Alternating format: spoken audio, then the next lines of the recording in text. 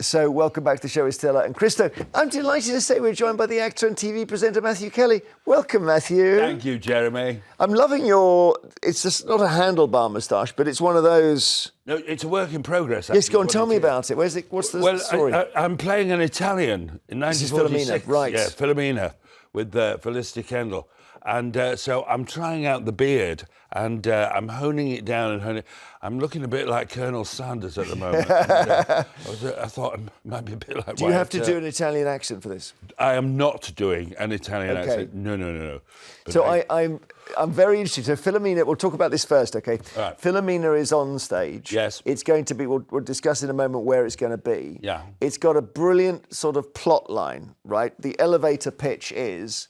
You marry a woman you think is dying, and you're marrying her just to keep her happy, really, before she dies. Ooh. She then basically says, I'm fine now, right? Yes. And what sort of trouble does that cause? She cons me into marriage. She is a woman with a past, what you might call a lady of the night, or perhaps a working girl is the euphemism. We have lived together for 35 years, and... After 35 years, she cons me into marriage. That's how the play opens. And I'm going nuts with the woman. Is this the great Kendall you can see? The great Felicity Kendall. I can tell you, I get to marry her twice. Bet you wish you would. Yes, now Is there a spoiler there? But as the play progresses, you discover that she has secrets which she... eventually trickles out. I can't tell you what they are, except to tell you that the play it's very warm. It's Naples, 1946. It's by Edoardo De Filippo. It's a play about equality. It's about family. It's about strong women, and it's very, very funny. But it's also very moving. And it's in London West End, or it's moving around? Any sort of... It opens in Windsor, and then right. It's going to Guildford and Cambridge and Bath Classic. and Richmond. What they call the Harvey Nicks tour. Yeah, wonderful. As opposed to the Poundland tour. I love those theatres. I mean, I did Richmond Theatre. Smashing, yeah. All of them, all old theatres. Now, also, Matthew's starring in a comedy special, Apocalypse Slough. Best title, TV title for a long time. Yes. We've got a sneak peek of this as well. Let's take a look. Creepy Alan? Did you know him well? Was he a close friend? Creepy Alan? We knew him, but not as well as he wanted us to. He kept sending me pictures, and not of his face. When we hadn't seen him for a few months, we all thought he'd gone to Thailand.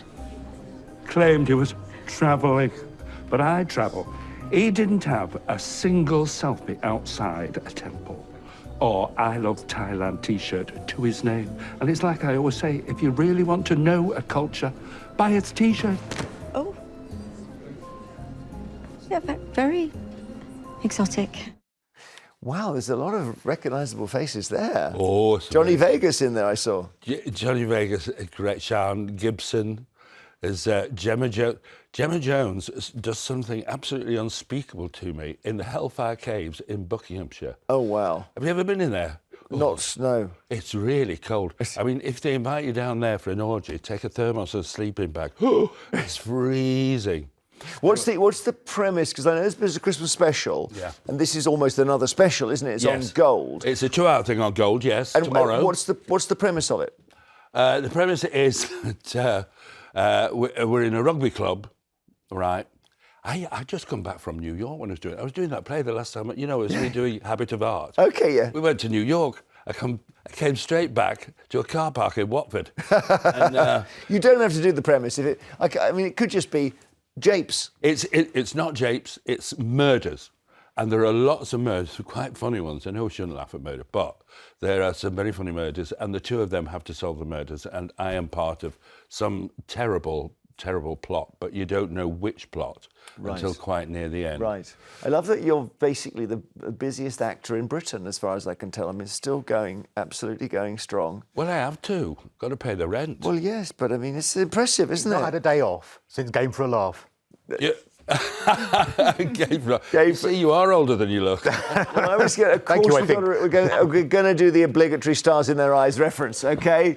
Because this is the biggest show on a Saturday night that Matthew hosted for 11 years. Have a look. Now, here's your host, Matthew Kelly.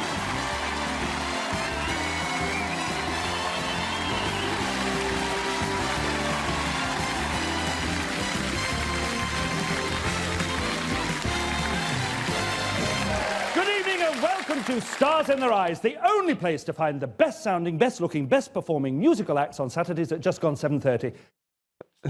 Oh, Haven't aged a day. Iconic. You see, Stella, I'm not very big in Greece, you see. So, they used to have one of those in Greece. They had them in countries all over the world, yeah. But it's the intro, like it's an event, you know, that theme tune and the smoke and the doors. Like, you don't get event TV like that. But also, I think that when you have a catchphrase, I mean, it's probably the bane of your life. It's tonight, Matthew, I'm going to be. Well, no, do you hear that every day still or not? Not every day. No, it was 20 years ago since I last did it. I know, but... So people under 25 have no idea who I am or what that was, or if indeed they're from Greece. And it's very handy, this catchphrase, tonight, Matthew, I'm going to be. A, I'm very proud to be in it. And B, I don't ever have to use it because I don't have to say it to myself. One of the other great shows, and I love this show, Inside Number 9, which you were in. Oh, yeah. And anyone see? It's quite an unusual show. Yeah, I have. It's sort of, it's almost short stories that revolve around the number 9, and they're all unconnected except by that. So let's just have a look. So we're going to see here. I mean, there we are. Are you Homeless Harry? Was that the character? Let's have a listen. What was that? I missed it. We're not stopping at the next station. Thank you so much. I don't mind showing that guy looked like Putin to me. Whoa. I won't ask you to tell me the plot of that because most of them are quite impenetrable, but the big old hit, isn't it? It's a great thing. And Rhys Shearsmith and Steve Pemberton are just fantastic boys. I worked with Steve on Benidorm, and I did Trevor Griffith's play, Comedians. Is that Mark Bonner there? Yeah. Yes, that's Mark Bonner. He is one of my favourite actors. Yeah. And yeah.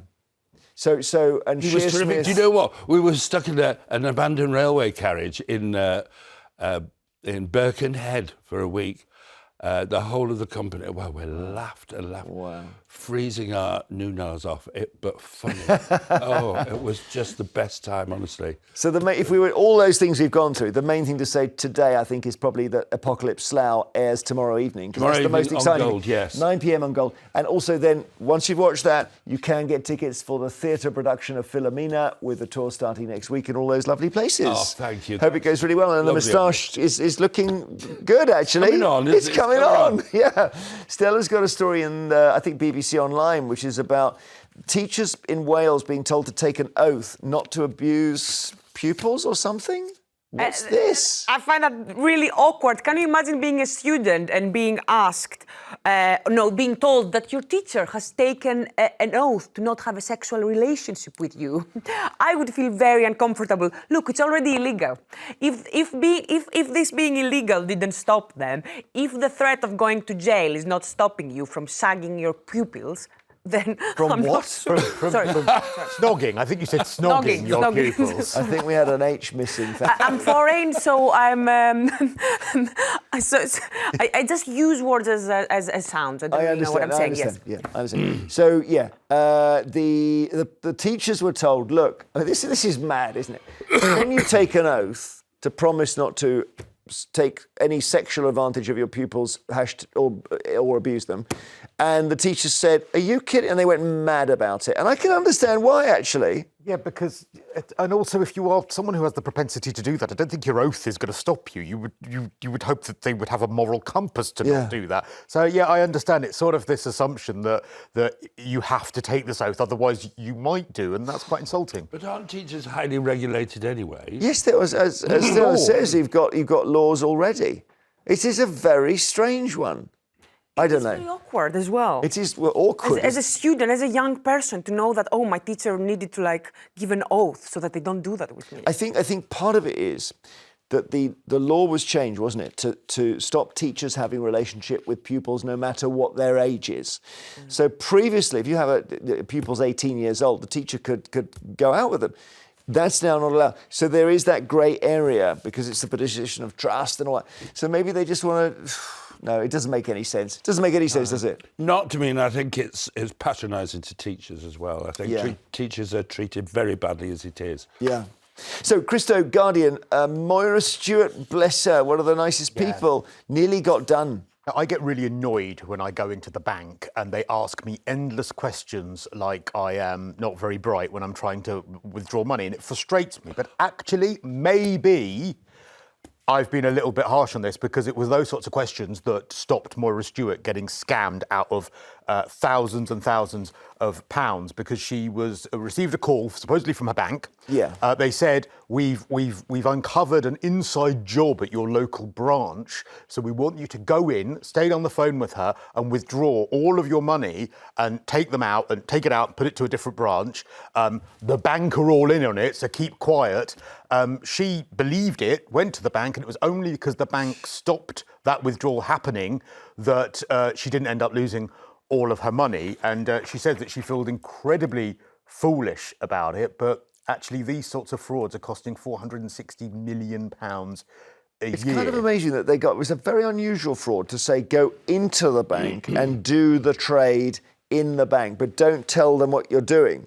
And somebody, I mean, Moira's 75, maybe somebody thought someone's taking advantage here. So it's shocking, isn't it?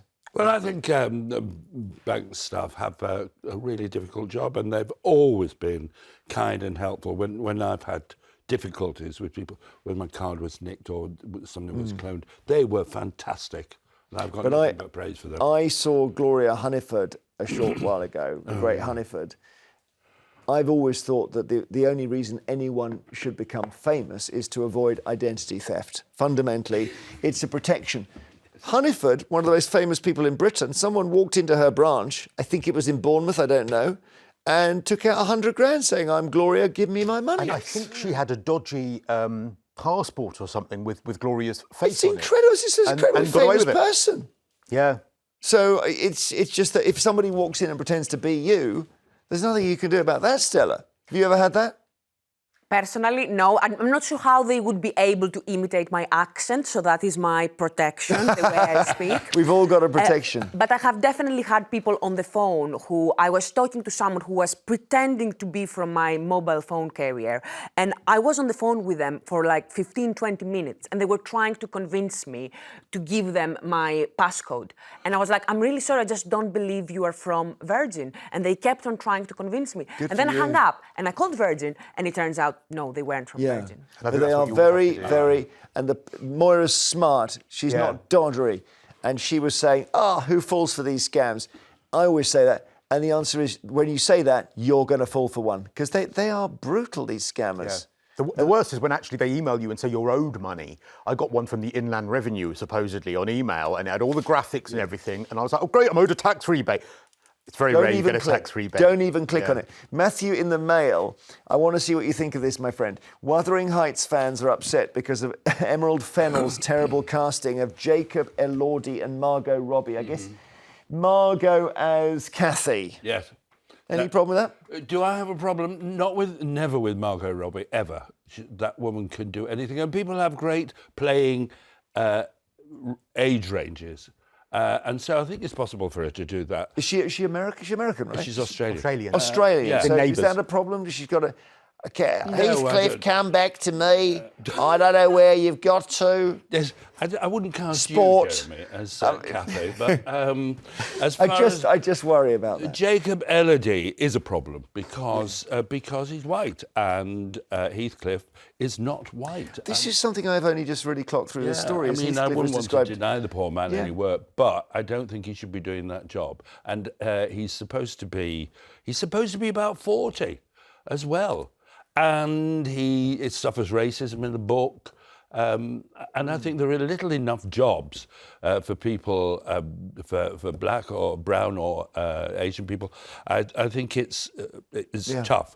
And I'm a massive fan of colourblind casting. I did a production of Pride and Prejudice, and 3 of my 5 daughters were mixed race. Yeah. And I mean, in theatre you can do that easy because one's suspension of disbelief is greater, so you don't have that problem. Mrs. Bennett's been around. Yeah, I mean, I think it just gets problematic if it is. But if there's Anne Boleyn, didn't we have Anne Boleyn was played by a black woman or whatever? I don't mind that. Maybe not. I do. I think if it's an actual historical character that existed, I think the race needs to be the race that they were. But I think I think I agree with you on this this though, if there is an actual thing in the book about it, then if the story is dependent on it. Christo, China is mourning one of our own. This is a fellow called Dry Keith, old Dry Keith. Yes, old Dry Keith. I'm sure I knew him at one point. Do you want to, let's have a look. So he's, sorry, Chris, I'm just going to show you the video because this will explain it. He was making sandwiches online and his wife is Chinese. Lunch? Yes, some lunch. There's some salmon and watercress. What's the avocado? 没有牛油果。 What do you mean 没有牛油果? Yeah, have to have 牛油果. Cannot do without. God. I do. What am I gonna do now? I don't know. You made a different way, man. How can be just I have a summer, you must have a 牛油果。yeah. 没有牛油果。没有牛油果 no life. So, Krista, what made this thing take off? So he is on the Chinese version of TikTok, and so just started making his meals on there. And apparently it's an absolute hit in China because they were absolutely fascinated by these meals like scrambled eggs on toast or ham and tomato sandwiches. And so it's now got over 1 million followers, and now people are imitating him by making these same lunches. I thought that salmon looked quite nice. And the sad thing to add is he died recently, which is why the story's actually come out, because there's a whole load of people in China mourning old Dry Keith, who's not necessarily somebody we know here. So bless him, his wife and his family. Kind of sad, but lovely that he connected like that. So there's now a story in the Times that says only 1/3 of children can identify certain obvious vegetables. And they were shown things like carrots and whatever. And, you know, there's a radish there. Oh, I've failed, haven't I? And that looks like that's a beetroot. I thought that was a radish. So I'm in that category. Shall we try, guys? We got some vegetables. Let's see what we can do. Here we go. Who can identify that? I know Christo loves his cooking. What's that? What's that? Fennel. Fennel is right, Stella. Brilliant. Yes. Matthew, you can play as well. Anyone on that? Oh, I'll have a marrow for that. Marrow, yeah. Well done, Matthew. What about that one there? Oh, that's hard. Mint? No, it's harder than that. I don't know what that is. Sorrel? Begins with a sorrel. No. I like. Oh, wow. Sorrel's good. Gosh, she's got the old veg vocab here. Oh. It's amaranth. Okay. Amaranth, I've never heard of it. Ginger. No, it's sunroot or artichoke. Jerusalem artichoke, sorry. Think before you shout the answer out. I have to take your first answer. They are disgusting. And then this is, go on. Yeah, beetroot. Beetroot, yes, which I confused with radish. Wonderful with feta cheese. Oh, yes. So right. So there we are. Well, that was our vegetable quiz. I feel like we need applause or something. Hang on, I've got applause. Wait a sec. Oh, that's good. Yeah, a massive thank you to Matthew. The applause is for your new series of Apocalypse Slough, airing tomorrow evening at 9 p.m. on Gold. And tickets are available for Filumena, with the tour starting next week with Matthew and Felicity Kendall. So more after the break. We'll talk about the celebrity who's died her dog. Look at this. Oh, dear. And Storm will give us her thoughts. She'll back with you very soon.